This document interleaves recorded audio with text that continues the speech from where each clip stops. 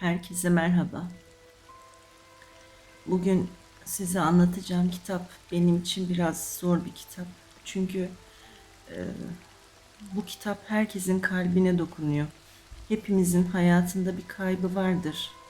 Bir baba, bir anne, bir dede, bir çocuk belki de. Yaş fark etmez, insan büyüse de, saçına ak düşse de bir gün o kaybı yaşıyor. İşte Bahçıvan ve Ölüm tam olarak da bunu anlatıyor. Bu kitabın yazarı Georgi Gospodinov, ama yazarın kim olduğundan önce kitabın ne hissettirdiğini söyleyeyim size. İnsanın ciğerini yakıyor derler ya, işte tam da bana onu hissettirdi. Çünkü anlatılan şey çok tanıdık ve çok gerçek. Şimdi bir hayal etmenizi ve bir hayal kurmanızı istiyorum sizden. Bir babanız var. Babanız bir bahçıvan. Hayatı boyunca toprağı kazımış, ağaç dikmiş, çiçekler yetiştirmiş bir adam. Siz de yetişkin bir adam olmuşsunuz. Babanızın yanında yine çocuk gibi hissediyorsunuz kendinizi. Çünkü ne kadar büyürsek büyüyelim, anne babamızın yanında olduğumuzda her zaman çocuk olarak kalıyoruz. Bir gün bir telefon alıyorsun, hemen gelmen lazım diyorlar. Bir anda her şey duruyor. Zaman duruyor, nefes duruyor, her şey sessizleşiyor. Oraya, o odaya vardığında karşında o bildiğin koca çınar yok artık. Yorgunluktan bitkin düşmüş bir adam var. Yanında oturuyorsun. Odanın o kendine has biraz ilaç kokan, biraz ağır, biraz boğucu sessizliğini içine çekiyorsun. Uzanıyorsun babanın koluna.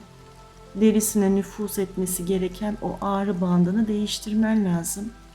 Parmaklarının ucunda yavaş yavaş babanın o kağıt kadar incelmiş derisini hissediyorsun. Öyle bir doku ki nefes alsan yırtılacak gibi.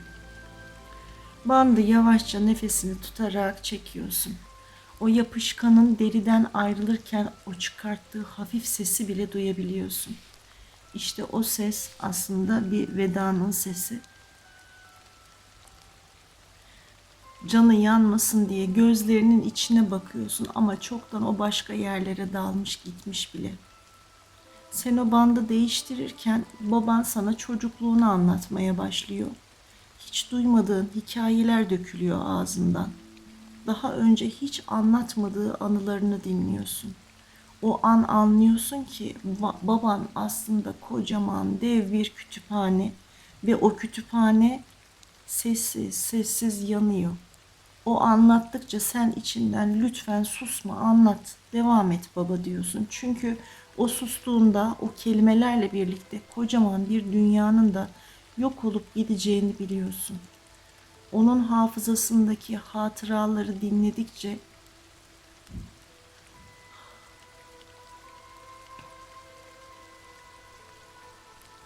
babadaki o muazzam hafıza hiçbir yere not edilmemiş ama kafasında hiç unutmadığı, hangi ağacın ne zaman dikildiğini bilen o zihni yavaş yavaş siliniyor. Sense çaresizce sadece o yanan sayfalardan ne kurtarabilirsen kalbine, zihnine, kalemine gömmeye çalışıyorsun. Babam bir ara sana bakıyor ve diyor ki, Aziz George gününe kadar keşke yaşasam. Sadece bir gün istiyorum. Bir baharı daha görmek istiyorum diyor. Sadece bir gün. Dışarıda incecik bir bahar yağmuru yağıyor. Her yer mis gibi toprak kokuyor. Sen onun elini tutuyorsun.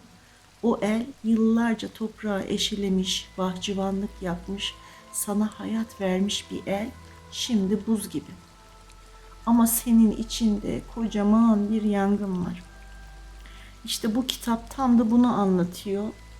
Georgi Gospodinov günümüz Bulgar edebiyatının dünya çapındaki en güçlü seslerinden birisi.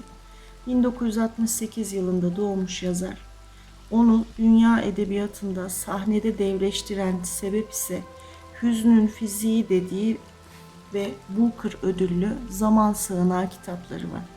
Şimdi ise 2025 yılında bu en çok satan kitabı, ki maalesef kanser olan babasının son anlarında yaşadığı anıları toparladığı bir kitap, aslında bir hafıza. Yazarın babası hastalanıyor. Önce küçük şeyler oluyor.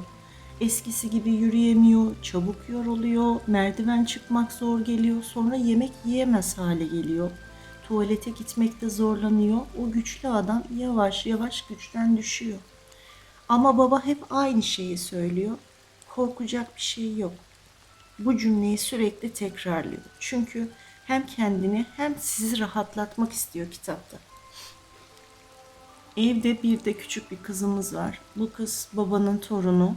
Çocuk her şeyi hissediyor aslında ama kimse bir şey söylemese de evde bir gariplik olduğunu görüyor. Dedesi eskisi gibi değil, sesler değişmiş, ev sessizleşmiş.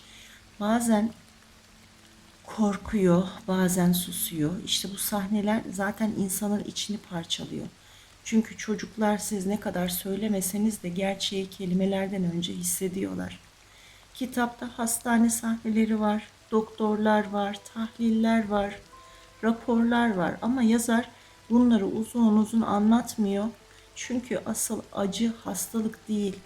Asıl acı beklemek, asıl acı her sabah uyanıp bugün nasıl olacak diye düşünmek. Her gece yatarken acaba sabaha çıkar mı korkusunu yaşamak. Baba bazen eski günlerini anlatıyor, gençliğini anlatıyor, bahçesini anlatıyor, eskiden nasıl çalıştığını anlatıyor. Çünkü insanlar giderken geçmişlerine tutunuyorlar. O anlatıyor, oğlu dinliyor. Ama oğlu her anlatılan cümlede biraz daha anlıyor ki bu anlatmalar aslında bir veda gibi. Bazen baba konuşamıyor, bazen sadece bakıyor, bazen oğlunun elini tutuyor, bazen de hiçbir şey demeden gözlerini kapatıyor. Evde zaman yavaşlıyor, günler birbirine giriyor, karışıyor. Hayat sadece bakım oluyor onlarda. Ve bir gün baba sessizce gidiyor. Bu çok büyük bir sahne. Bağırış çağırış yok. Sadece büyük bir sessizlik var evde. Koca bir boşluk kalıyor. İnsan ilk anda ne yapacağını bilemiyor. Çünkü yıllardır orada olan biri artık yok. Ama kitap burada bitmiyor. Çünkü asıl mesele bundan sonra başlıyor. Baba yok ama eşyaları duruyor. Ayakkabısı kapının önünde, bahçesi orada, ağaçlar orada. Oğlu bahçeye bakıyor, ağaçlara dokunuyor ama şunu fark ediyor. İnsanlar gidiyor ama izleri kalıyor.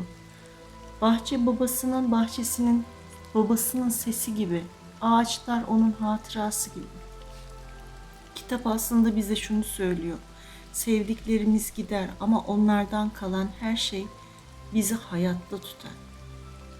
Bu kitap ölümü anlatmıyor aslında, geride kalanları anlatıyor bence arkadaşlar. Yas tutmayı anlatıyor, özlemi anlatıyor.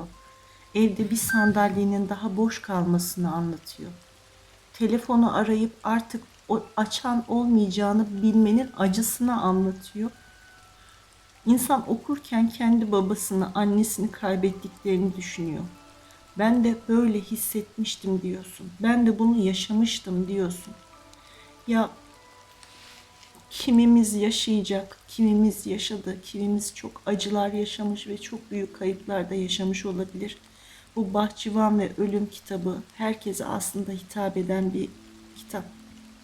Benim canımı yaktı ama gerçekten çok doğal, çok içten ve insanların yaşadığı şeyleri anlatan. Ki yazarı düşünemiyorum, kendi babasının ölümünü kaleme almak onu ne kadar zorlamıştır. İşte böyle. Kitabı şiddetle tavsiye ediyorum. Okumak isteyenler varsa mümkünse eline geçen okusun ve gerçekten tadını çıkartsın. İnsan olduğumuzu hatırlatan bir kitap olmuş benim için. Şimdiden iyi seyirler, iyi dinlemeler. Kitabı almanızı istiyorum. Hoşça kalın.